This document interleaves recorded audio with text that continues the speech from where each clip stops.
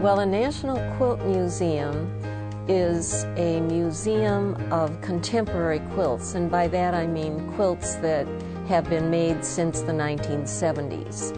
Many of the quilts in the collection are quilts that are traditional in style, and some of them are even reproductions of antique quilts. The National Quilt Museum is one of the premier art museums in the United States.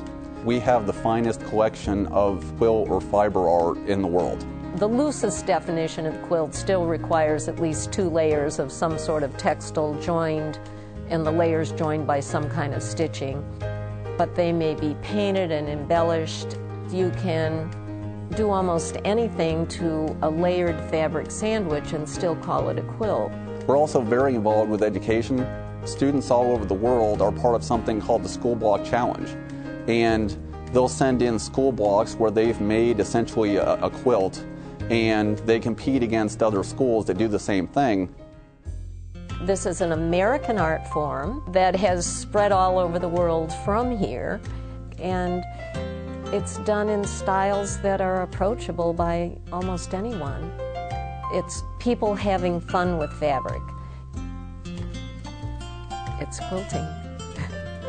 Quilting is part of the very essence of our being here in Paducah. It has pulled our community together, given us identity. You can go anywhere in the country and tell somebody that you're from Paducah, Kentucky, and they'll say, oh yeah, you're the Quilt City, USA. The Quilt Museum was started by Bill and Meredith Schrader, who also started the American Quilters Society, which is the for-profit corporation that runs the big quilt show in the spring. And we basically double our population. Quilters and people who love quilting actually come to the event from all over the world. It's a great event for the city. They behave themselves, they spend a lot of money. We love having them, and they love Paducah and come back year after year. It's just been such a pleasure to meet people from all over the world and make friends and talk with them and hear their experiences in the quilt world. And on a day-to-day basis, the most people that come are cultural tourists, people who will go to art exhibits and art museums throughout the world.